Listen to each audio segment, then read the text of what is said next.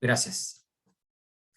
Bien, bienvenidos a la clase. Hoy vamos a ver el periodo histórico o modelo de acumulación que se llama desarrollista, que es una etapa, una subetapa del proceso de industrialización por sustitución de importaciones. Cuando decimos que un modelo de acumulación, estábamos diciendo que existen sectores que tienen una mayor relevancia respecto a los demás, si bien, no sé, por ejemplo, nosotros dijimos que la primera etapa que estudiamos se llama modelo agroexportador, donde el sector agropecuario es el que tiene mayor incidencia en la generación de producción e ingreso en el país, y el segundo modelo que estudiamos, o modo de acumulación hegemónico o más relevante, es el de la industrialización por sustitución de importaciones.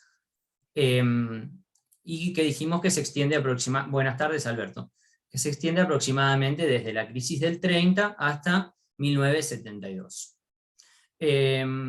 Cuando nosotros decimos que en este periodo histórico prevalece la industria como motor principal de la generación de la riqueza, del producto y del ingreso, no quiere decir que el sector agropecuario no haya dejado de producir, ¿no?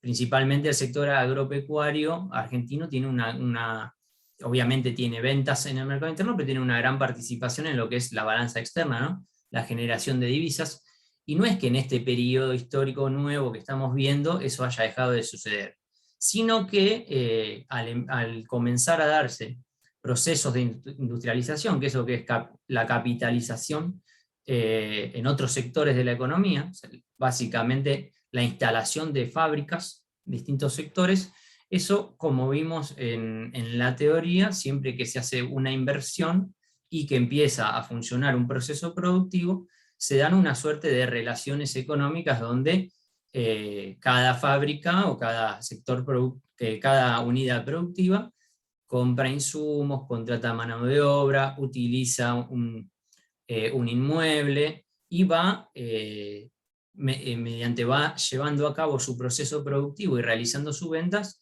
va generando ingreso en la sociedad, ¿no? Va pagando alquileres, va generando ganancia y va pagando salarios.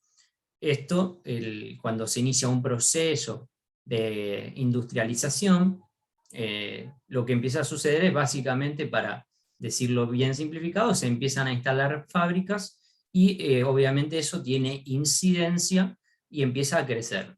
La industria tiene una particularidad,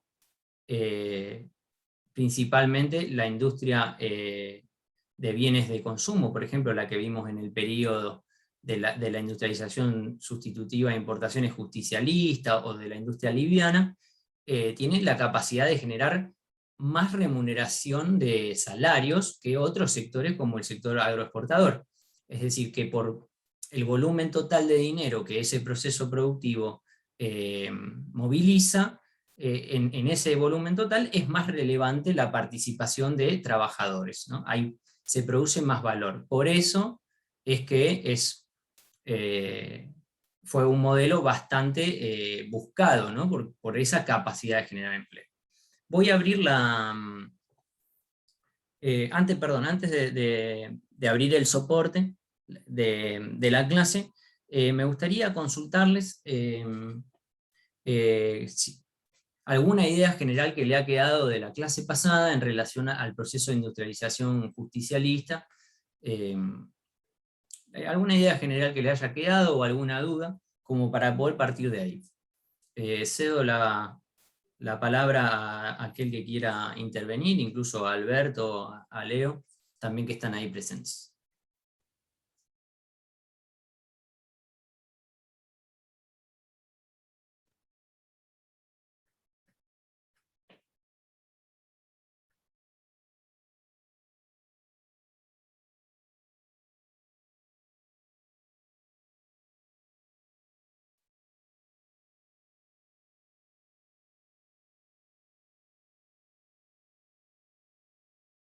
Buenas tardes, María José, ¿cómo estás?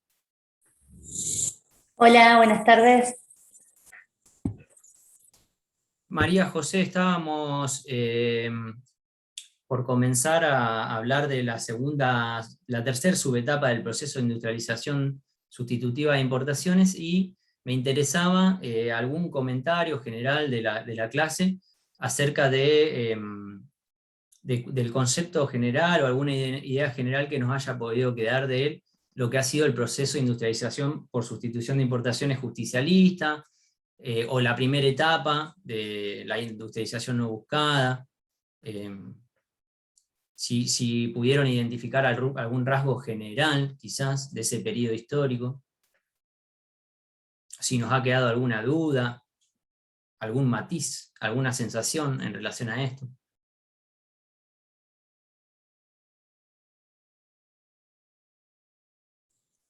No, por lo menos bastante claro. Lo que más me llamó a mí la atención, que incluso ayer, no, perdón, el lunes, algo estuvimos hablando con respecto a cuando hablamos de la espontánea y la diferenciación con la justicialista, de cuando ahí tenemos un dirigismo, cuando no, si hay unas ciertas políticas y cuando no. Me llamó más, la verdad me llamó la atención esa parte a mí, en lo particular, porque no lo tenían claro, pero no, por lo menos hasta ahora bastante bien. Bien, muchas gracias María José. Profe, ¿lo puede explicar eso de la espontánea? Que no me quedó muy claro a mí. Estela, sí, sí, cómo no. Ahora vamos a, cuando arranquemos con el desarrollo, voy a hacer una breve eh, explicación también de esto. Retomo lo que dice María José y Fernanda dice, perdón, voy a abrir acá el diálogo, que un proceso organizado de fomentación de empleo. El segundo, ¿no? Se refiere a la industrialización. Claro, porque la espontánea no es que no hay dirigismo, tampoco hay objetivo, no hay nada como preestablecido, a ver si no lo entendí mal, pensando en lo que dijo Estela, Sí, a diferencia del justicialismo. sí, nosotros tenemos las características centrales de estos dos subperiodos iniciales, ¿no? Nosotros dijimos que en la década del 30 y hasta que asume el poder el peronismo o el justicialismo, se da un proceso de industrialización que se lo llama no buscado, ¿no? En el sentido de que no estaba dirigido por el Estado, que no había una planificación de cuáles eran los sectores en los cuales se iba a llevar a cabo este proceso, ni tampoco cuál era la relación en el entramado, ¿no? Porque detrás de todo producto final existe un entramado de distintos niveles productivos, ¿sí? Se le llama la cadena de producción o cadena de valor de un producto, ¿no? Donde, por ejemplo, cuando uno está comiendo una galletita, hay distintos niveles en los cuales se llevan a cabo procesos productivos para que finalmente ese paquete de galletitas llegue a una góndola, por ejemplo, ¿no? Y que va desde la producción directa a la tierra, ¿no? Y la maquinización de ese proceso, ¿no? Porque hoy en día la producción de los alimentos es de carácter industrial, ¿no? Es decir, se trabaja en grandes escalas, se trabaja con máquinas, se trabaja con productos químicos que están estandarizados, uno se produce en el campo, se extrae o se recolecta el trigo, ese trigo va a un molino, ¿no? El molino lleva a cabo el proceso de industrializarlo, ¿no? Se hace la molienda de esa semilla de trigo, y luego esa molienda termina en alguna suerte de packaging o fraccionamiento en bolsas grandes, o esas bolsas grandes después pueden llegar al mercado final a través de un fraccionamiento más pequeño para venta al público, así como también va para otros sectores de la industria manufacturera o de la panificación, por decirlo de una manera, o para elaboración de galletitas en este caso, ¿no? Entonces, hay distintos niveles. En un proceso de industrialización planificado se ponen prioridades, ¿no? En qué sectores de la economía el Estado va a apoyar el desarrollo, fomentarlo, y la política industrial después va definiendo cuáles son las políticas concretas para hacerlo, ¿no? vimos que en el subperíodo justicialista se hicieron políticas concretas en distintos niveles. Una de las políticas centrales fue administrar los precios internos y administrar también el resultado de las ventas externas, por ejemplo, a través del IAPI, ¿no? Se nacionalizó el comercio y a través de ese mecanismo el Estado podía recaudar un excedente que era la diferencia entre el precio internacional y el precio local que se pagaba por esos productos de exportación. Esos recursos se derivaban a través de un sistema bancario que también fue de alguna manera intervenido porque se nacionalizaron los depósitos y se armaron distintos bancos, una banca especializada que fue dirigiendo recursos a distintos sectores, algunos a sectores industriales particulares para facilitar el desarrollo de esos sectores, y también fue dirigido a consumidores, ¿no? En el caso de hubo créditos especiales para fomentar para facilitar el acceso a la vivienda, hubo créditos para facilitar, o sea, de alguna manera el acceso al consumo, para ampliar el consumo, y hubo créditos también para los pequeños comerciantes, ¿no? Digamos, fue el peronismo de alguna manera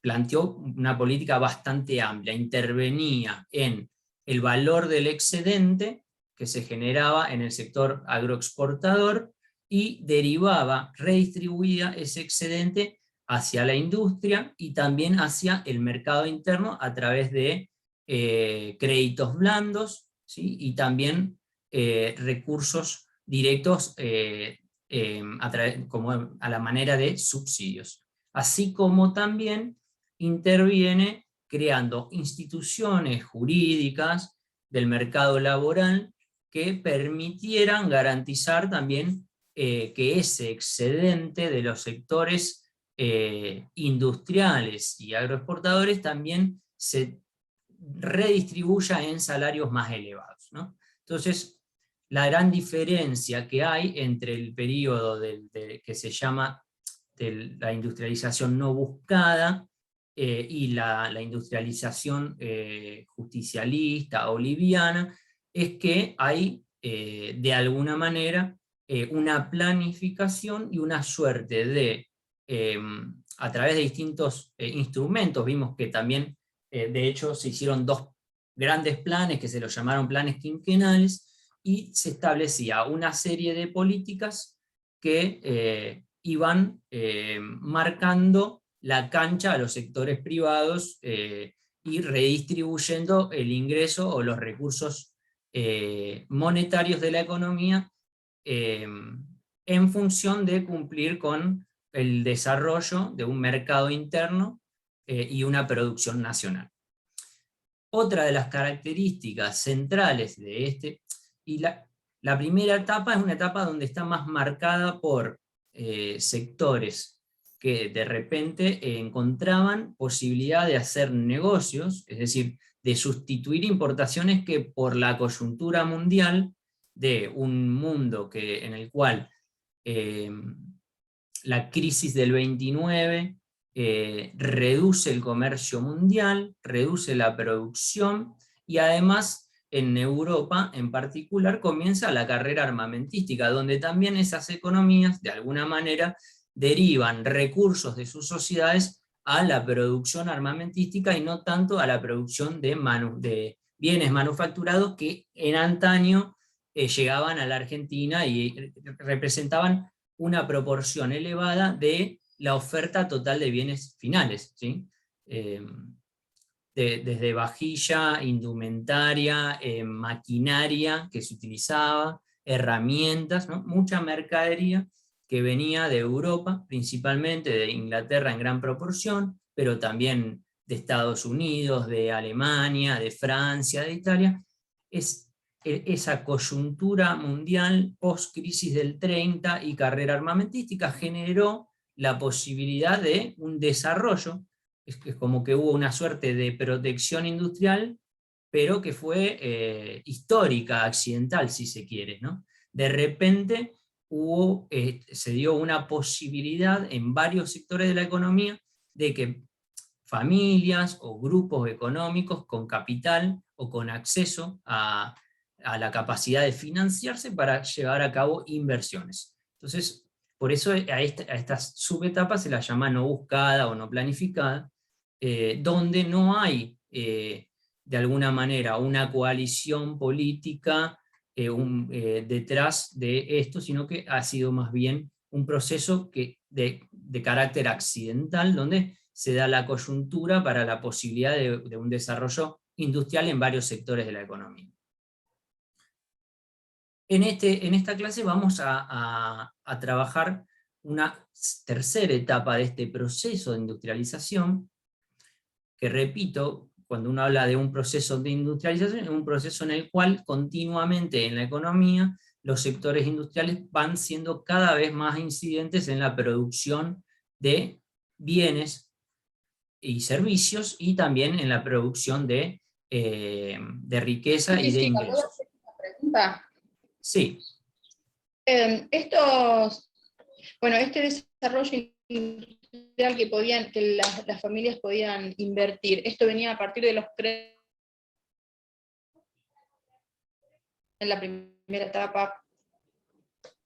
Perdón, Martina, pero se me cortó, no sé si es a todos o a mí. ¿Podrás repetir? Sí, ese desarrollo industrial, esa inversión que las familias podían hacer en esta primera etapa para tapar esos baches de que no se podía importar, venía a partir de los créditos que se le daban, de los créditos del Estado. O sea, ¿cómo es que las familias, cómo es que pudo surgir un desarrollo industrial espontáneo? ¿De dónde sacaban los capitales para poder invertir y para poder desarrollarse? Bien, es una muy buena pregunta. Digamos, cuando uno analiza un poco la historia de quiénes fueron los primeros industriales nacionales, son familias que en general estaban vinculados, eran, digamos, actores relevantes en el modelo agroexportador, ¿sí? Donde recuerdan que nosotros cuando estudiamos la historia del capitalismo, estudiamos a un teórico que es Marx, que dice, bueno, está bien, el capitalismo es un modo de producción donde el capital privado centraliza la propiedad de los bienes de capital y después contrata a los trabajadores, ¿no? Y así se crea riqueza, ¿no? Hay una pequeña proporción de toda la sociedad que es dueña de las fábricas, por decirlo de una manera, o de las fábricas y de la producción en general, y el resto de la sociedad trabaja por un sueldo. Pero Marx lo que dice es, en algún momento, es la misma pregunta que te haces vos, en algún momento se tiene que haber podido acumular el capital. ¿Cómo se hace? ¿Cómo hizo el capitalismo para centralizar capital, o sea, dinero o directamente maquinaria o oro, en este sector de la sociedad que es el sector burgués, capitalista? Y en la historia se lo llama la acumulación originaria, ¿no? Y bueno, vimos que es un proceso extenso, pero en la Argentina en particular, las grandes familias industriales tuvieron de alguna manera acceso a acumular de la mano de la producción agropecuaria, ¿sí?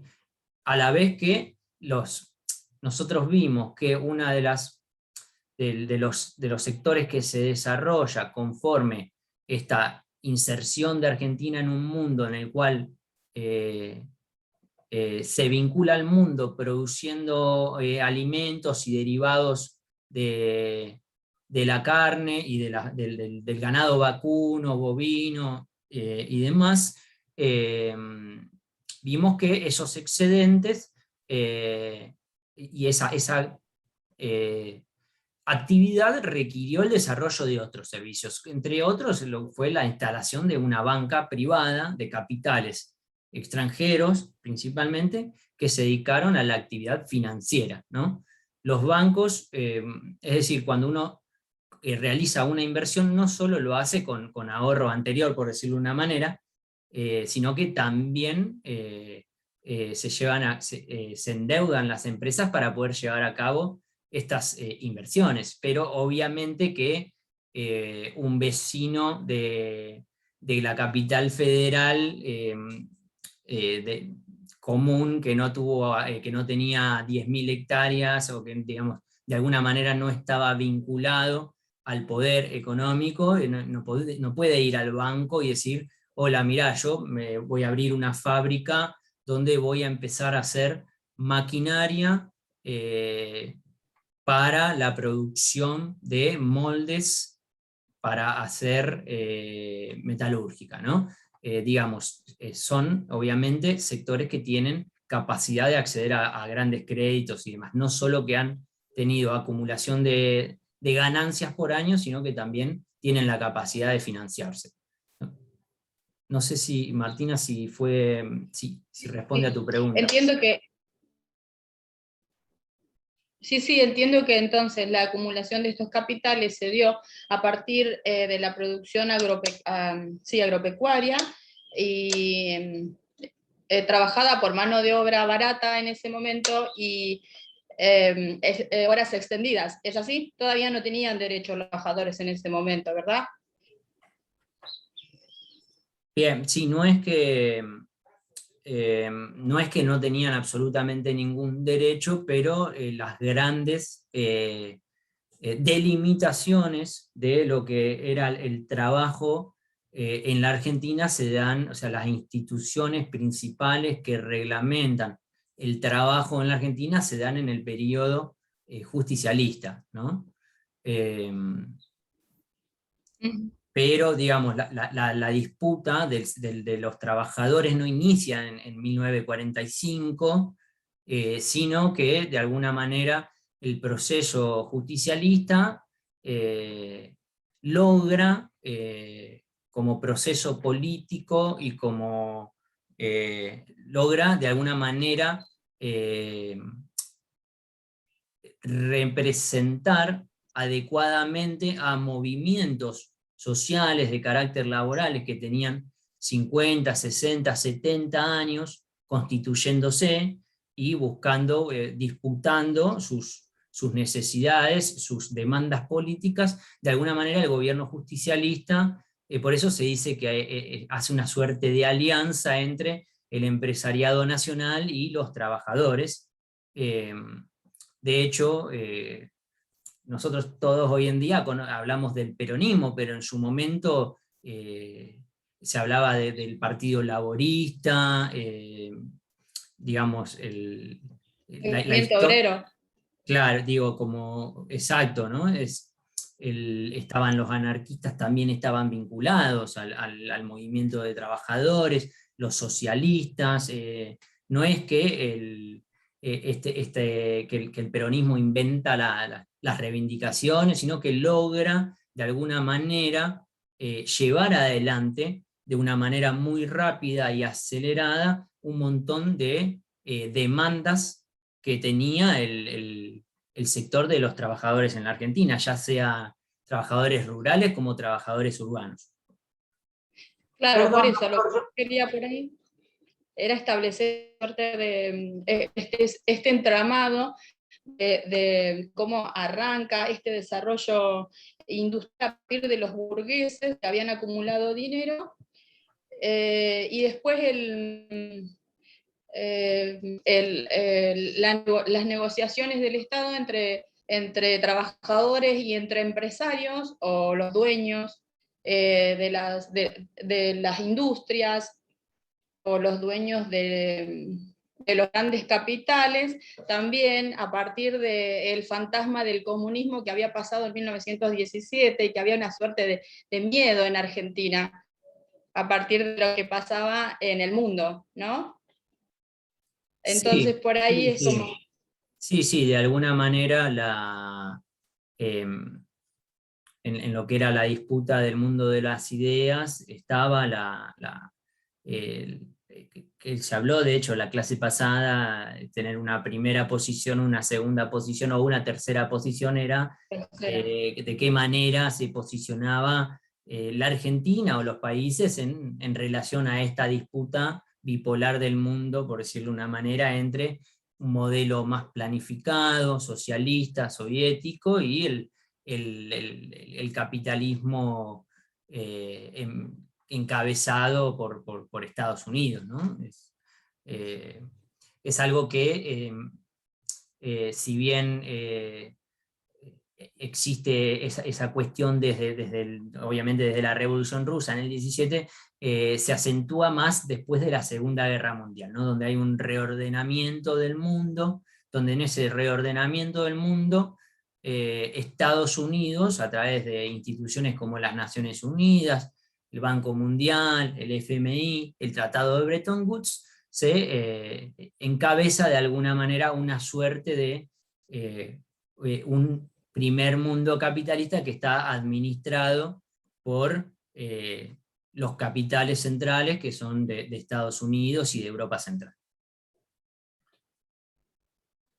Bien, voy a...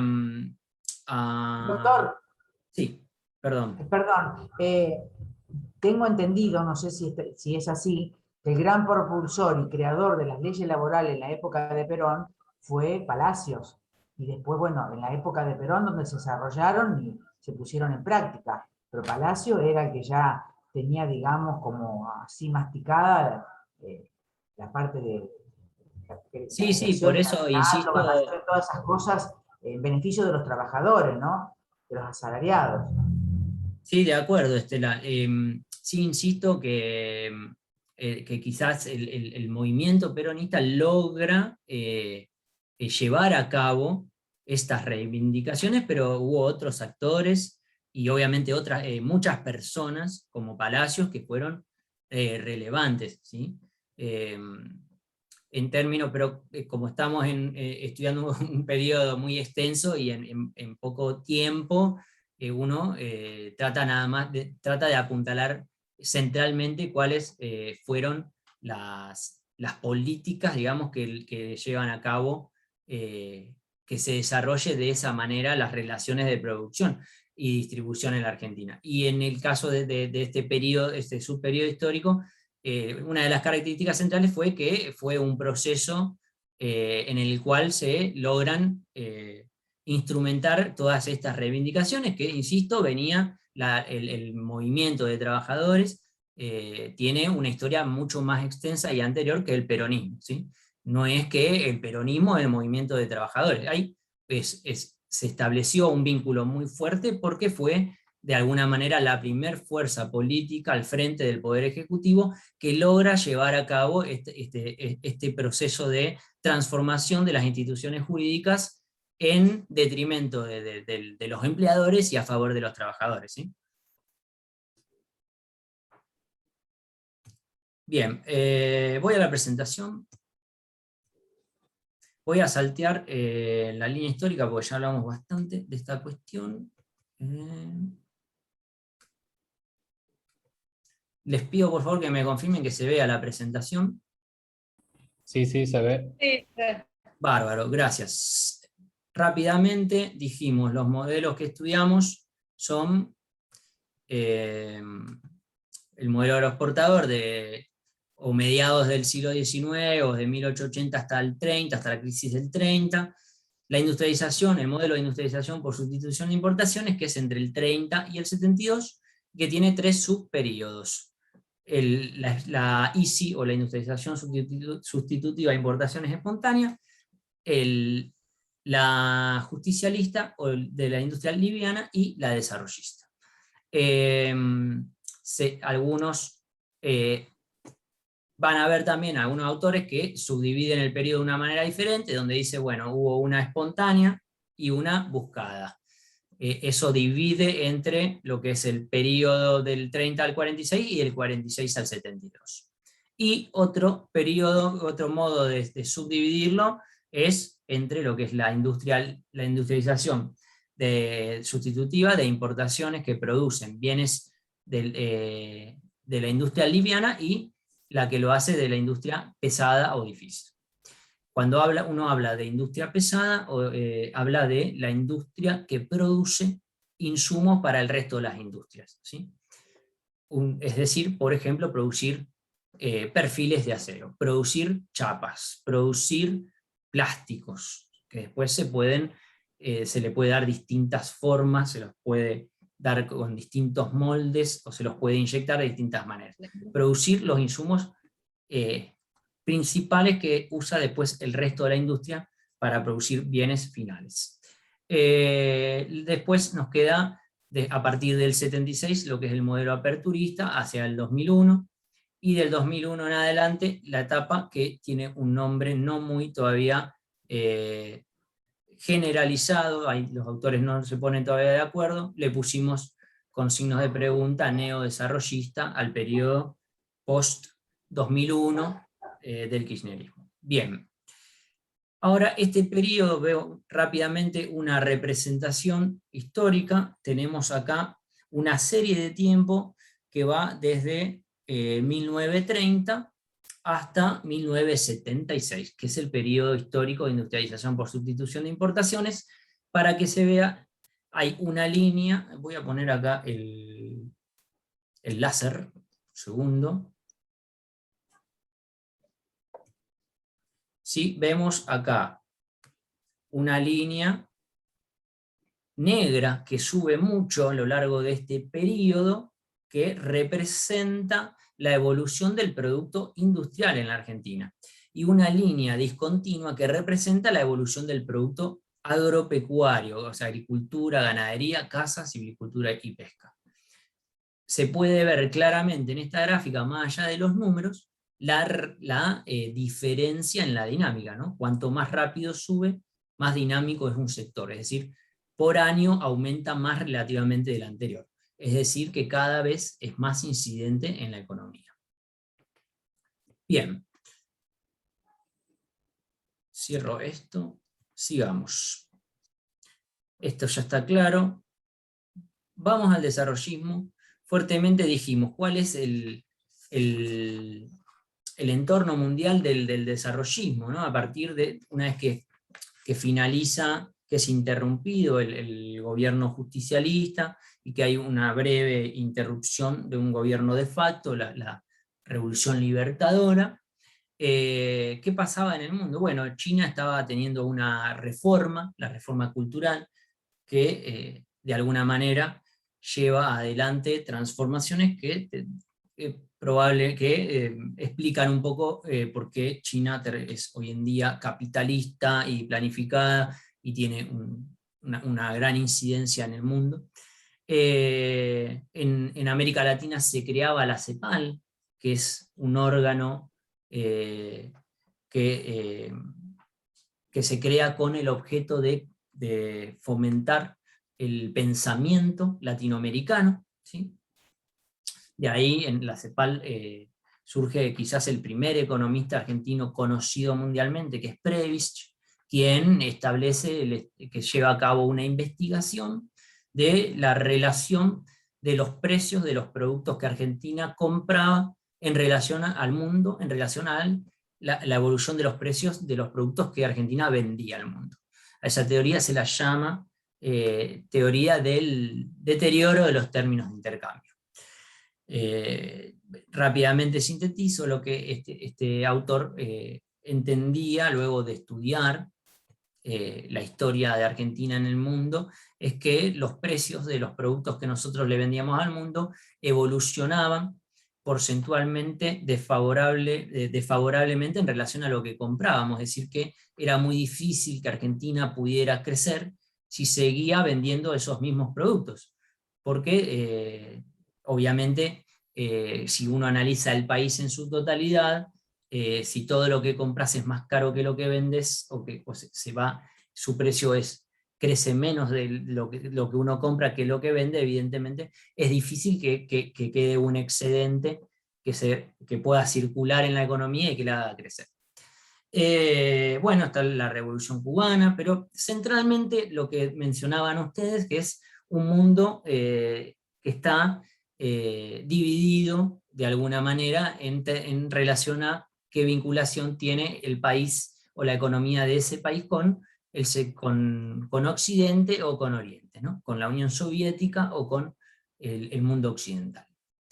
Bien.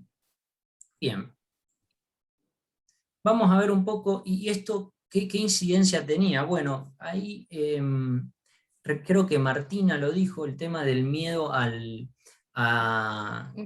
los rusos, a los comunistas y demás, cómo es que, ¿de dónde surge la idea del desarrollismo o las teorías del desarrollo? Bueno, un poco en lo que es el mundo académico, el desarrollismo podemos vincularlo con las teorías que tenía el mundo occidental para los países de Europa Oriental que estaban cercanos o que podían ser incluidos o insertados en el mundo soviético, ¿no? en las relaciones con el mundo soviético. De hecho, la idea era que estos países tenían que tener, luego de la Segunda Guerra Mundial, tenían que poder nivelarse con el resto de los países europeos en su grado de desarrollo para poder garantizar un bienestar a sus poblaciones, y de esa manera alejaba las ideas más socialistas, ¿no? en esos pueblos. Un poco esa era la idea.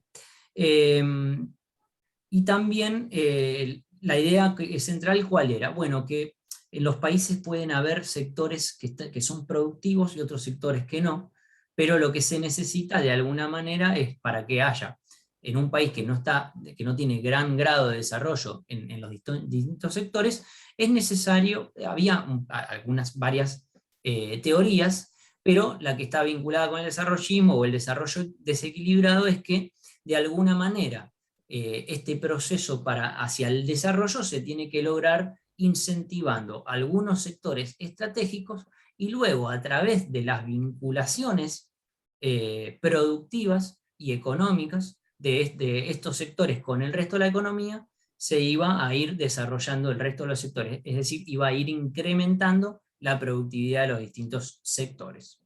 En el caso del desarrollismo en Argentina, en base obviamente a estas ideas, pero a la vez en base a la experiencia reciente de la industrialización liviana, el diagnóstico era rápidamente dirigir todos los esfuerzos de las políticas y los recursos hacia los sectores productores de insumos. ¿Por qué esto?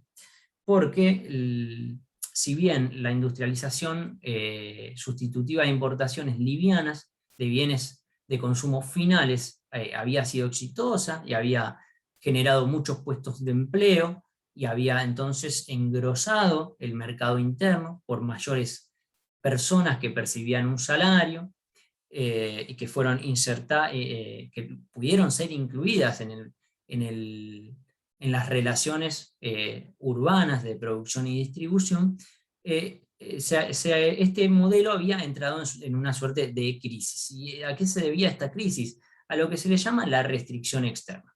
¿Qué es la restricción externa? La restricción externa es una problemática que aún hoy en día, cada vez que en Argentina hay procesos de crecimiento industrial sostenido por un tiempo, aflora nuevamente esta problemática. ¿Cómo podríamos definir simplemente o de una manera fácil la restricción externa? Es que en Argentina, conforme se van dando, va creciendo el producto industrial, y de esa manera va creciendo el mercado interno, es decir, que va creciendo el ingreso de los argentinos. Para sostener este crecimiento, Argentina como país o como sociedad necesita progresivamente cada vez más dólares, ¿sí? Y proporcionalmente cada vez más dólares. Nosotros vimos que los dólares Argentina los puede obtener a través de dos maneras, básicamente: a través de vender al exterior bienes o servicios, es decir, exportando, o también se puede lograr, de tres maneras: a través de la balanza comercial, es decir, a través del resultado de las transacciones comerciales, se puede obtener a través de la recepción de inversión extranjera directa y también a través de lo que sería el endeudamiento, ¿no? Es decir, recibir, es que algunas personas físicas o jurídicas destinen sus recursos a cambio de que se le vaya pagando un interés. Eso es endeudamiento. Bien, el diagnóstico era entonces que Argentina, ¿cómo se podía lidiar con esto? Bueno, la restricción externa, el diagnóstico era, tenemos una fuerte restricción externa porque compramos muchos insumos y maquinarias para sostener el crecimiento industrial que vienen del exterior. Entonces, ¿qué hay que hacer? Hay que desarrollar la industria, o sea, poder producir nosotros mismos esos insumos o esas maquinarias necesarias que se necesitan para sostener el crecimiento industrial. ¿Sí? Porque si bien uno puede instalar una fábrica para que crezca todo el tiempo la industria, cada empresa tiene que ir transformando sus procesos productivos, tiene que ir incluyendo la nueva tecnología, porque se compite con el mundo, ¿no? Si en el mundo se utiliza una tecnología que dobla la productividad de la fábrica que hay en Argentina, por más política industrial o de protección que haya, de alguna manera esa empresa tiene que poder llevar adelante esas inversiones, ¿no? Producir de alguna manera, de la manera que se produce en el resto del mundo, más allá de que uno pueda intervenir en el mercado protegiendo la producción nacional. El diagnóstico era eso. Y entonces, por un lado,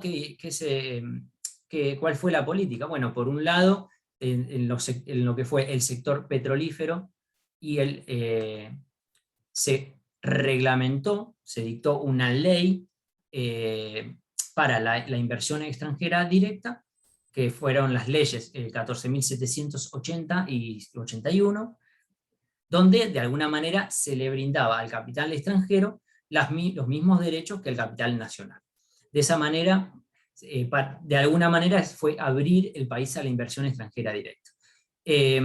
También se enfoca en el desarrollo tecnológico, ¿no? Y se funda el INTA, que es el Instituto Nacional de Tecnología Agropecuario, el INTI, que es el Instituto Nacional de Tecnología Industrial, el CONICET, ¿no? Que está dirigido a el desarrollo, la producción de ciencia y tecnología en la Argentina, la Universidad Tecnológica, y en lo que se refiere a uno de los insumos principales de la industria, el petróleo, lo que se busca es el autoabastecimiento, es decir, dejar de gastar dólares, que el país deje de necesitar dólares para poder sostener la producción industrial. Y el consumo, ¿no? Porque también los derivados del petróleo se utilizan para el auto, para salir a pasear el domingo y demás, pero centralmente la gran demanda de petróleo o derivados del petróleo era por el gran crecimiento industrial y también por la necesidad de generar energía, ¿no? También los derivados del petróleo se utilizan para generar energía eléctrica, por ejemplo. También en este periodo se lleva a cabo inversiones en los sectores productores de energía. La batalla del petróleo se lo llamó, son famosas dos batallas, la batalla del petróleo y la batalla del acero, ¿sí? Es un poco polémica la historia de la batalla del petróleo porque si bien Perón ya venía, o el justicialismo venía con intentos de trabajar la cuestión, la dificultad de llevar a cabo las inversiones necesarias para incrementar la producción nacional de petróleo, con el gobierno de Frondizi, es decir, la primera parte de este proceso desarrollista, se lleva a cabo las reformas necesarias y se hacen negocios con grandes capitales norteamericanos e ingleses principalmente. Se dijo que los contratos con estas corporaciones que vienen a llevar adelante la extracción del petróleo nacional se hicieron de alguna manera a escondidas de la sociedad, pero en términos de los resultados, Argentina logra el autoabastecimiento en 10 años, es decir, es un país que destinaba muchos recursos en términos de dólares para poder sostener lo que es el consumo de la industria de los derivados del petróleo. En 10 años a través de llevar a cabo grandes inversiones en el sector, se logra el autoabastecimiento. Y en relación a lo que es la producción de acero, ¿sí? Es decir, agarrar minerales, extraer minerales, convertirlo en hierro unido a carbono, o sea, acero, y darle formas que después permiten a otras industrias utilizarlos para la elaboración ya sea de heladeras, así como también como perfiles que se utilizan en la construcción de galpones, o bien en los mismos rieles para poder ampliar la red ferroviaria, ¿sí? El acero fue también otra de las grandes batallas. Son quizás los dos grandes hitos en los que más importantes. Voy a poner un video de una publicidad de Somisa, que fue quizás la empresa emblema de esta batalla del acero, cuya planta principal está en la ciudad de San Nicolás. Si bien Somisa es fundada en el proceso anterior, la puesta en marcha de la acería o de la producción de acero se lleva adelante en 1958, 1960, perdón, en el proceso del desarrollista de Frondizi. Voy a poner un segundo una publicidad donde se representa el carácter, primero cómo se publicitaba la producción y la importancia de esta fábrica en términos de la nación y del proceso de desarrollo industrial. Me dicen si se ve adecuadamente, si se escucha. A ver. Espera que es muy chiquito esto. Voy a agarrar el link. Copiar vínculo. Sí, dame acceso. No hay problema.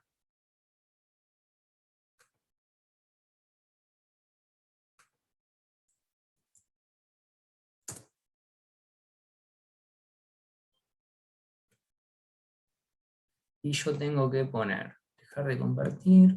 Voy a poner de nuevo tic, tic, tic, share sound. Ahí está.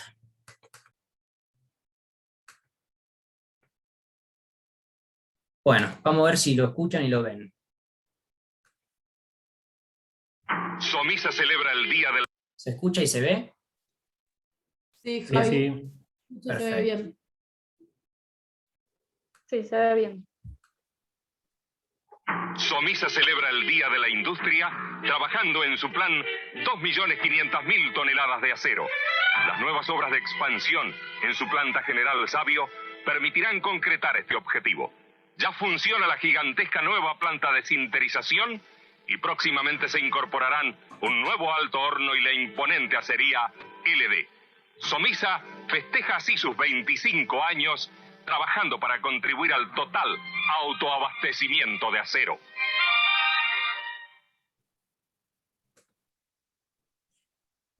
Bien, fíjense que habla ahí de una meta de cantidad, ¿no? De toneladas de acero que se necesitaban.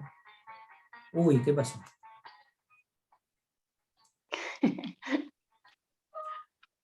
Ahí está, perdón. Habían metas, ¿no? Es decir, era tan necesario para este programa de poder llevar adelante la transformación de la estructura productiva, ¿qué es eso? Era básicamente tener las fábricas de los insumos básicos del resto de las industrias, ¿no? Producir acero.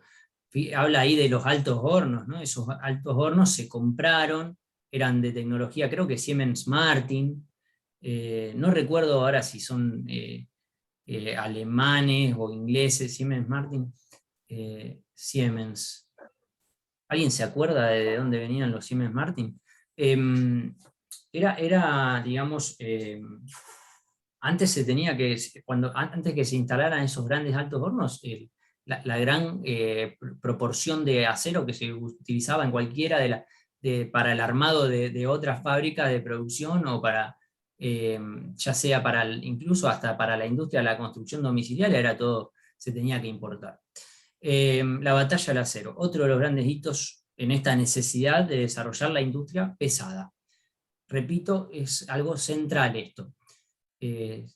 Pesado, es hasta, uno lo puede vincular hasta pensar de hacer los perfiles de acero es algo pesado, ¿no? Es las grandes producciones, pero no era solo, obviamente, producción de acero lo que...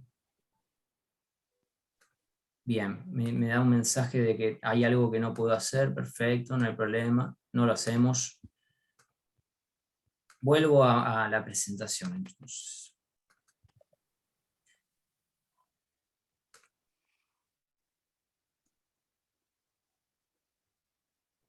General Sabio permitirán... Bueno, es más inteligente que yo ese link, hace lo que quiere. Bien, también decía, pero bueno, no fue el único sector el que necesitaba la siderurgia, sino que también la petroquímica, y se llevó adelante la metalmecánica, pero también fue muy importante y también icónica la llegada de las grandes plantas que fabricaban automóviles, colectivos y camiones, ¿no? Acompañando a esta política de fomentar la instalación de las grandes automotrices que se instalan en la Argentina en este periodo, fue acompañada con el plan Larkin, que consistió en la reducción de los ramales ferroviarios, ¿no? Ahí hay como de hecho, quienes están muy vinculados o románticamente vinculados con el sector ferroviario saben que de alguna manera esta etapa fue donde arranca de alguna manera la pérdida de relevancia del ferrocarril, no solo en su injerencia en el entramado industrial, sino también a nivel pasajeros, ¿no? Porque obviamente que un colectivo empezó a competir, los colectivos empezaron a competir con el ferrocarril, y también los camiones empiezan a competir de alguna manera con lo que es la capacidad del ferrocarril de trasladar los insumos y la producción que se extraían en el interior y que llegaba a los puertos o a las ciudades para ir al mercado. Bien, entonces... centralmente el desarrollismo se planifica como un gran programa de industrializar, y las medidas centrales que hace es establece leyes, acuerdos políticos previamente para poder sancionar esas leyes, donde se beneficia a grandes capitales que podían llevar a cabo estas grandes inversiones en los sectores estratégicos. Insisto, la generación de energía. En el caso de la generación de energía, se llevan a cabo inversiones en lo que es la generación de energía eléctrica, en ese caso gestionada por el Estado, pero el resto de las grandes empresas que se instalan en el país son de capitales extranjeros. Se llevan a cabo las medidas necesarias para que eso se pudiera realizar en la Argentina, ¿no? Es decir, una ley que garantizara condiciones a estos capitales para llevar a cabo el proceso y poder hacer uso de las ganancias, obviamente, que obtendrían de esa manera. Ahora bien, ¿cuáles fueron las consecuencias de este periodo histórico? Lo principal que podemos decir es que fue el periodo histórico de mayor crecimiento industrial, ¿sí? Si bien, un segundo voy a mostrar lo que se llamó los ciclos de stop and go. Argentina, explico rápidamente lo que es stop and go antes de avanzar. Argentina cada vez que decíamos que sostenía un crecimiento por un periodo prolongado, dijimos que la restricción externa tenía esta característica de que requería más dólares cada vez más, y en un momento entraba en una situación de restricción externa. ¿Esto qué es? No contar con los dólares suficientes para seguir adelante con toda la actividad económica. ¿Cómo se resolvieron en general estas crisis de dólares, o sea, estas crisis de restricción externa, en general terminaron, se resuelven con una devaluación de la moneda.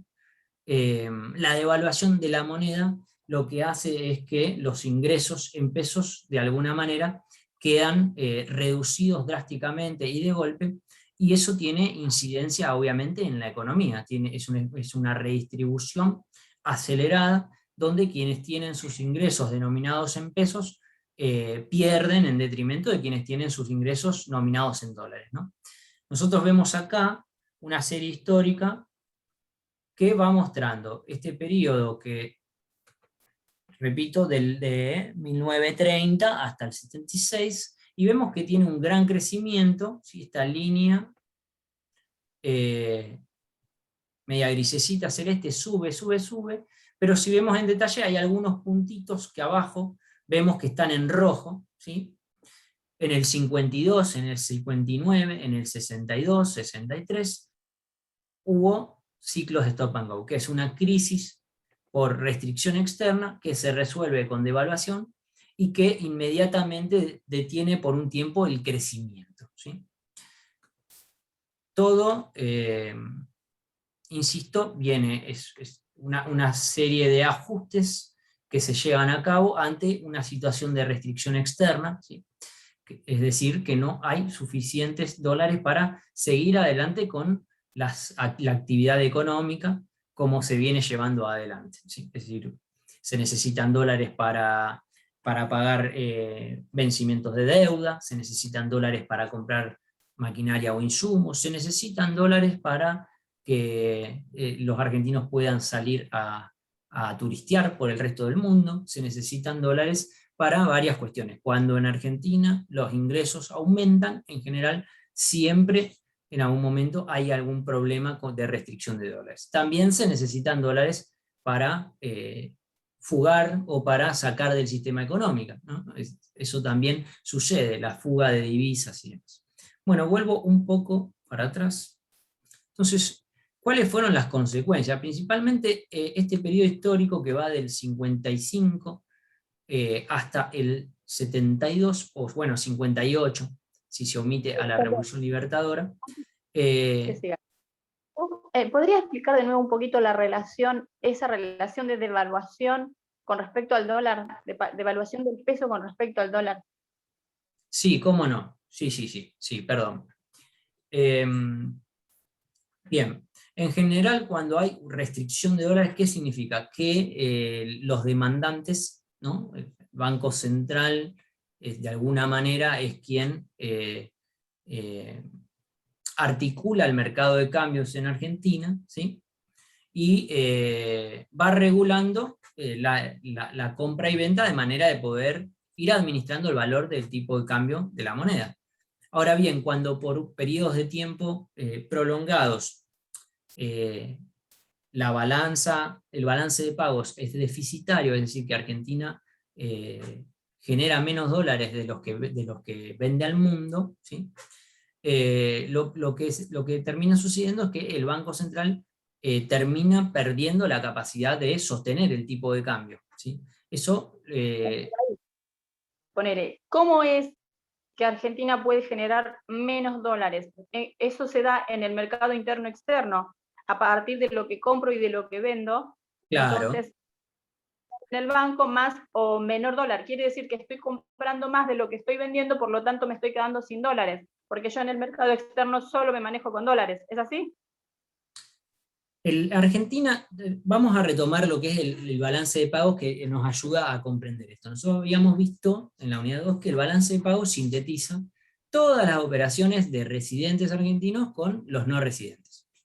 Sí. La característica central de este tipo de operaciones es que se llevan adelante en divisa extranjera, ¿no? Principalmente en dólares. Uno habla en dólares, pero bueno, podría hablar de yuanes también, de euros, ¿no? Pero en general, y en Argentina particularmente, la mayor parte de las operaciones de este tipo se lleva adelante o se nominan en dólares. Entonces, cuando uno analiza a la Argentina en su totalidad, nosotros vemos que en distintos periodos históricos, obviamente, la Argentina puede utilizar dólares para distintos fines, ¿no? Lo utiliza para comprar insumos al resto del mundo, ¿sí? Insumos para la industria, ¿no? Decíamos que este proceso de industrialización sustitutiva de importaciones de carácter de industria pesada, lo que buscaba era dejar de comprar estos insumos, ¿no? El acero, el petróleo, dejar de comprar maquinaria, ¿no? Maquinaria que se utilizaba para la producción industrial en la Argentina, ¿sí? Esa era una de las fuentes de utilización de los dólares. Otra fuente de utilización de los dólares es, por ejemplo, para llevar a cabo o cancelar intereses de deuda. Argentina en 1959 o 60 lleva adelante el primer acuerdo de stand-by con el FMI, ¿no? Y cada vez que uno se endeuda tiene que pagar intereses. Otro de los motivos por los cuales el país, ¿no? La totalidad puede utilizar dólares es para sacarlos del país, lo que se llama fuga, ¿no? Depositar dólares en un banco extranjero, por ejemplo. Ahí el país de alguna manera pierde dólares. Entonces cuando uno dice que el país... Perdón, Martina, no te escuché. Eso generalmente pasa con las empresas extranjeras que tienen sus negocios aquí y quieren llevarse el dinero sin pagar impuestos. Entonces la fugan. Sí. Dinero. Es un poco complejo, pero una de las características principales, y se está hablando un poco hoy en día del tema, porque de alguna manera se liberó información vinculada con un paraíso fiscal. Lo que sucede es que lo que Martina explica es que obviamente hay sectores que tienen la capacidad de atesorar dólares y que mediante maniobras jurídicas, comerciales, logran sacar esos dólares del país y llevarlos a un paraíso fiscal. ¿Por qué es atractivo que tener el dinero, la ganancia para una empresa atractiva tenerla en un paraíso fiscal y no en Argentina? Bueno, básicamente porque ahí esa riqueza no tributa, no se pagan impuestos. Pero más allá de esta cuestión, voy a tratar de retomar cuál es el efecto de una devaluación, ¿no? Es cuando un país devalúa, lo que cambia son, de alguna manera, la relación de los precios y los valores internos en pesos. Por ejemplo, si uno tiene un salario fijado por el convenio colectivo y la pauta salarial del sector en el cual uno pertenece, uno tiene pautado una remuneración que incluye, bueno, los aportes patronales, pero bueno, pensemos en el salario de bolsillo, supongamos que uno tiene un salario de 40.000 pesos, ¿sí? Si se lleva adelante una devaluación, ¿qué quiere decir? Que aumenta el valor del dólar en pesos, ¿sí? Ese salario sigue valiendo 40.000 pesos. Ahora bien, ¿qué pasa con otras variables económicas, con otros precios en la economía? Bueno, lo que sucede es que, por ejemplo, si uno vendía un producto, no se puede ser, pensemos en uno de los productos que más se exporta de este sector de la Argentina, que son la soja o los derivados de soja. Ese producto tiene fijado de alguna manera, los valores se fijan globalmente, mundialmente, tiene un precio fijado en dólares. Entonces, si el valor del dólar aumenta, el valor en pesos de ese producto aumenta, ¿sí? Entonces, el salario quedó igual, pero el valor de esa soja aumentó. Pensemos en un producto más vinculado al consumo de quien tiene un ingreso en pesos.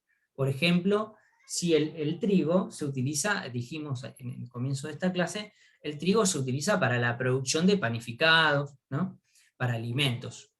Si el trigo que se exporta, su precio, dijimos que en pesos, cuando aumenta el dólar, aumenta. Y aumentará, al aumentar el valor del insumo, aumenta también el valor de lo que se produce con ese insumo. Entonces, lo que sucede ante no pretendo explicar de una manera tan corta y simplificada el fenómeno total, pero básicamente en la economía doméstica en pesos hay precios que aumentan y hay precios que no, cuando hay una devaluación, ¿sí? Y en general, cuanto mayor proporción tiene de un producto de insumos vinculados al comercio exterior, o que pueden ser exportados, más aumenta el precio. Entonces, de alguna manera, si pensamos al salario como un precio, el salario tiene todas las de perder, excepto que, bueno, que luego todas las instituciones que existen en la economía argentina para preservar los derechos de un trabajador, como son las negociaciones colectivas de trabajo y demás, hasta que se logre renegociar el salario o hacer una actualización ante esta devaluación repentina y el cambio de los valores de los productos y servicios en el resto de la economía, hay una redistribución. Pero si uno lo piensa, supongamos que todos... El efecto directo del trabajador es, una vez que se devalúa, se bajan los salarios. De alguna manera, exacto. Al ir aumentando el resto de los productos, el poder adquisitivo del salario baja. Y si uno piensa la economía más allá de lo monetario, en definitiva, lo relevante de un salario es el poder adquisitivo, la capacidad de comprar, ¿no? Tu salario puede tener cualquier numerito, pero si compra menos que antes, ¿no? Es decir, si el valor nominal puede aumentar, pero el resto de los bienes o servicios que uno tiene que comprar aumentó más, uno puede comprar menos. Entonces, en general, la repercusión directa es como era un proceso orientado a la producción de bienes, en definitiva finales, que se vendían en el mercado interno, si uno piensa que la gran masa de los compradores de ese mercado interno son asalariados, si el salario baja, obviamente el dinamismo económico por un tiempo se alentiza. Y hay una concentración de riqueza o del ingreso en sectores más vinculados a la actividad extranjerizada, ¿sí?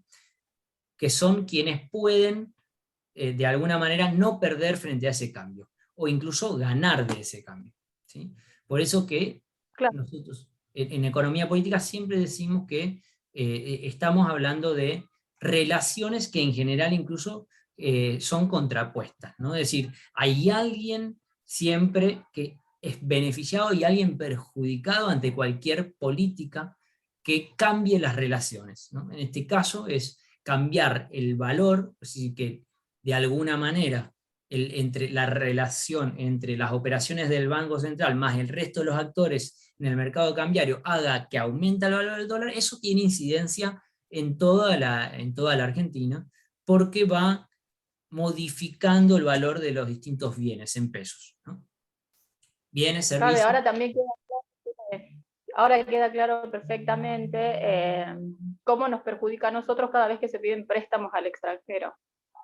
Porque por ahí es difícil establecer la trama, pero una vez que se agarra el hilo me parece que es como un dominó. Bien, en relación a eso, primero la clase que viene vamos a trabajar el siguiente modelo de acumulación, que se lo llama de valorización financiera o liberalismo, en el cual la actividad financiera, es decir, el endeudamiento, toma una centralidad, y vamos a ver las consecuencias o las repercusiones principales que tuvo en esta Argentina, que venía de tener por muchos años una industria que era el corazón de la actividad económica y generadora de ingresos, y donde hay un desplazamiento hacia la actividad financiera y con una serie de transformaciones de las instituciones que permitieron de alguna manera que estos movimientos financieros vinculando a la Argentina con no residentes, con el exterior, tuvieron repercusiones negativas. Pero hay experiencias en el mundo de una apertura dirigida de una manera distinta, ¿no? Planificada de una manera distinta y con otras prioridades y otras, de alguna manera, delimitaciones, donde la apertura financiera repercutió en un gran crecimiento industrial y en un gran crecimiento del ingreso, ¿no? Como por ejemplo el caso de Corea del Sur, que es un caso paradigmático, ¿no? Donde no necesariamente la apertura hacia el capital extranjero tiene que derivar en, como vos decís, en una crisis de restricción externa, de fuga de divisas, y lo que termina conllevando es en algún momento una devaluación que termina perjudicando a quienes tienen ingresos en pesos. Bien. El sistema de Corea es comunista, ¿no? ¿Cómo, perdón? Corea tiene un sistema comunista, sistema político. No, Corea del Norte estaba vinculado a la Unión Soviética, ¿no? Y tenía un gobierno de ideas más, no sé si comunistas o socialistas. Corea del Sur fue, de alguna manera, el apuntalamiento del mundo capitalista en esa región del planeta, ¿no? O sea, digo, cuando nosotros empezamos a hablar de dónde venían estas ideas del desarrollismo, decíamos, estaban vinculados con lo que la academia pensaba para planificar cómo delimitar el avance de la Unión Soviética sobre Europa del Este. En el caso de Corea del Sur también digamos, se instrumentaron políticas internacionales tratando de fomentar que este modo de organización que embanderaba de alguna manera las Naciones Unidas o Estados Unidos, tenía que instalarse fuertemente y apuntalar esa región geopolíticamente. Claro. Bien. Bueno, definitiva, las consecuencias de estas medidas, de este proceso económico, social y político, fueron un fuerte crecimiento, ¿sí? Realmente el planificar y llevar a cabo medidas que facilitaran el desarrollo de estos sectores productores de insumos para la industria, se llevó a cabo de una manera muy eficaz, no solo el autoabastecimiento energético, sino también del acero, de lo que es la producción de insumos químicos, petroquímicos, la metalmecánica y demás. Eso realmente tuvo un efecto muy positivo en el entramado en la totalidad del entramado industrial, y el crecimiento fue muy elevado. En términos de economía política, también hay que sostener que si bien era un proceso que fomentaba la producción industrial, en términos de la disputa de la distribución del excedente, fue un proceso que fue más bien tendiente a proteger los intereses de estos grandes capitales, en detrimento de los trabajadores, ¿no? De hecho, el gobierno de la Revolución Argentina, que de alguna manera fue la última parte de este proceso de industrialización por sustitución de importaciones de la industria pesada, tiene grandes manifestaciones que de hecho son reprimidas violentamente, como el Rosariazo, el Cordobazo, ¿no? Donde de alguna manera el movimiento popular, ¿no? Porque no era solo el movimiento de los trabajadores, sino el movimiento estudiantil, las organizaciones y demás, se organizan y manifiestan públicamente justamente que se oponían a las medidas que tomaba en ese momento el ministro Adalbert Krieger Bacena, que consistía básicamente en una devaluación, que un poco trabajamos las consecuencias de una devaluación, que apuntan directamente contra el valor del poder adquisitivo del salario, de los ingresos, ¿no? Y obviamente que esa crisis política inducida porque el hartazgo de sectores que eran cada vez menos protegidos se vuelca en la calle y es reprimida y demás, de alguna manera marca la cancha para que no sigan adelante con esas medidas. en términos económicos y de crecimiento económico, este modelo supera esa crisis, ¿no? De alguna manera adapta las medidas para que este modo de acumulación, esta circulación de mercancías, de ingresos, siga funcionando y se interrumpe realmente no porque el modelo hubiera llegado a una crisis, ¿no? Donde no pudiera seguir adelante, reproduciéndose y creciéndose ese tipo de relaciones, de vinculaciones, sino que es interrumpido más que nada por un proceso que bueno, es una intervención cívica-militar, un gobierno de facto que toma el poder por la fuerza y de alguna manera, obviamente representando intereses de argentinos que no estaban de acuerdo, que no estaban de la manera más cómoda con con este modelo de acumulación anterior. Bien, en lo que respecta a mí, desarrollé los temas, les había subido un poco la bibliografía a ver si llegaban a ojearla antes de la clase. Por ahí está bueno, lamento que lo subí con muy poco tiempo de antelación, pero a veces si uno puede leer, podemos conversar un poco más en lugar de que yo desarrolle los conceptos centrales y después ustedes solos lean en sus casas. Abro a intervenciones de Alberto, de Leo, de cualquiera de ustedes que quiera consultar, preguntar. La presentación se va a subir, como guía de estudio está muy bien, y la bibliografía también se va a compartir, y esta clase grabada también se va a subir en Classroom.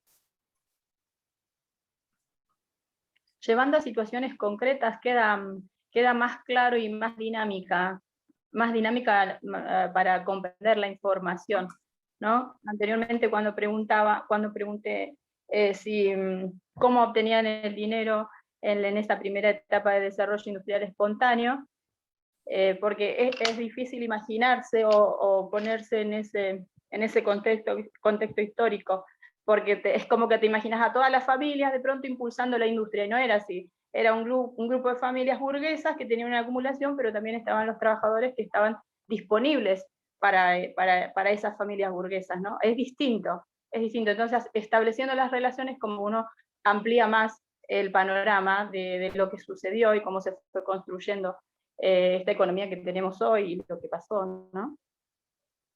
Sí, sí, muchas gracias por la participación, Martina, y a todos. Obviamente que siempre el diálogo es como el multiplicador keynesiano, siempre genera más que lo inicial, porque permite, a través de la interpretación de 1, de 2 y de 3, va facilitando y va permitiéndole a todos ir viéndolo de una manera diferente. Así que buenísimo la intervención, y bueno, sí, uno a veces son periodos bastante extensos y por ahí hay muchos conceptos y más, y uno trata de desarrollarlo de la manera que le parece más didáctica, pero siempre es mucho mejor que se intervenga y que podamos dialogar y ver a qué van llevando las preguntas y las participaciones.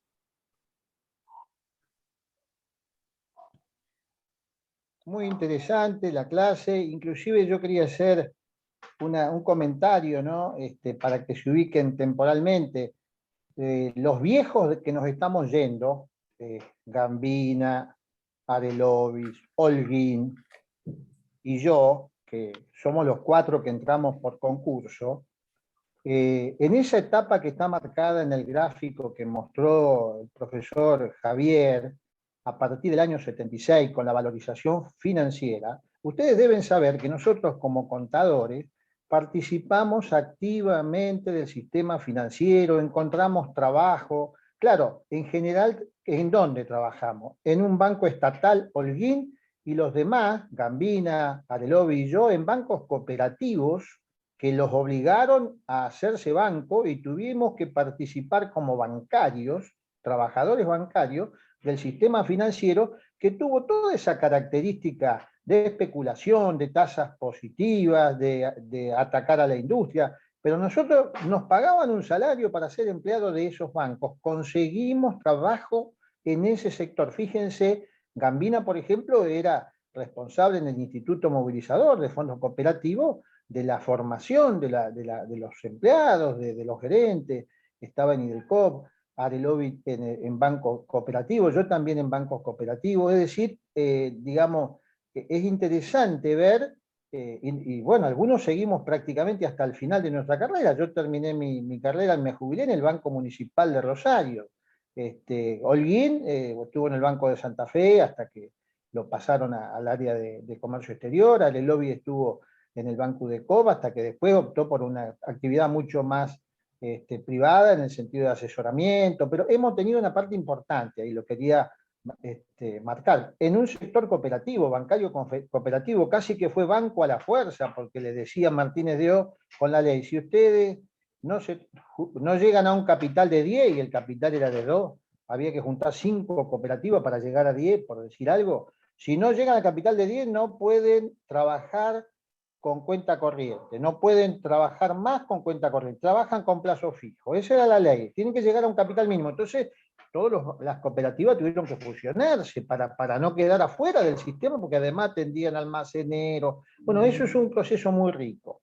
Y el otro, yo, perdón por la intromisión en el chat, pero yo cada vez que encuentro un tema donde ustedes pueden relacionar temas ya aprendidos para que no parezca que todo es nuevo, está aclarado cómo hay una relación entre MAR y Previ. De hecho, Frondizi era digamos, se lo consideraba un estudiante progresista, de izquierda, etcétera, ¿no es cierto? Y bueno, y ahí fíjense que todo lo que explicó muy bien Javier respecto al deterioro de los términos del intercambio, vendemos barato, o sea, exportamos y nos pagan poco, y compramos caro, o sea, importamos y tenemos que pagar más caro, van a encontrarse ustedes, mirando al intercambio, deterioro de los términos del intercambio, una idea muy similar a la expresada por Marx cuando dice, y los que se concentran y tienen composición orgánica del capital alto, tienen industria con más tecnología, con más inversión, con más, van a quedarse con parte de la plusvalía de los pequeños. O sea, Marx miraba adentro de la fábrica y Previ miraba en el mercado, y ambos estaban apuntando a lo mismo, y de hecho Previ y Frondizi, liderando el desarrollismo, lo que quiso hacer es que la fábrica justamente tengan más tecnología, industria pesada, para que empiecen a vender cosas más caras como hacían los estadounidenses, los alemanes. Es decir, esa relación de el mismo problema visto por Marx en la unidad 1 adentro de la fábrica y retomado por Previ en el desarrollismo y por Frondizi, pero mirando, uy, estamos en el mercado, no en la fábrica. Pero después cuando toman la política para solucionar el problema, se meten con la fábrica, es decir, tratan de que justamente se produzca con mayor valor agregado, trabajo. Y vino el otro problema, que claro, el capital viene, pero ¿qué pasa? Ahí el que trae el capital se lo quiere llevar como ganancia. Entonces tenemos en la balanza de pago que ustedes estudiaron, que el que puso el capital se lo quiere llevar, y con razón. Así que no es tan sencillo el tema, pero el asunto es, lo interesante de esto, de las preguntas, es tratar de ir haciendo un eslabón, como cuando uno va haciendo una costura y ver que los temas están relacionados. Por eso me permití ese comentario en el chat y este comentario. Muchas gracias. Bueno, muchas gracias, Alberto. Si nadie más quiere participar, intervenir, hacer comentarios. No. Me despido y los saludo. Una alegría verles nuevamente. Nos encontramos entonces el lunes, donde vamos a retomar el estudio de la historia económica argentina, analizando este periodo histórico que Alberto introdujo muy interesantemente. Buenas tardes, profesor, muchas gracias. Buenas noches. Muchas gracias a ustedes también. Muchas gracias.